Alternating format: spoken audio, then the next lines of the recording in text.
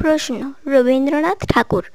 মাগো, আমায় ছুটি দিতে বল, সকাল থেকে পড়ছি যে মেলা। এখন আমি তোমার ঘরে বসে করব শুধু পড়া পড়া খেলা। তুমি বলছো দুপুর এখন সবে, না হয় যেন সত্যিই হলো তাই। একদিনও কি দুপুরবেলা হলে বিকেল হলো মনে করতে নাই? আমি তো বেশ ভাবতে পারি মনে, সূর্য ডুবে গেছে মাঠের শেষে। বাগদি বুড়ি চুবড়ি ভরে নিয়ে শাক তুলছে পুকুর ধারে এসে।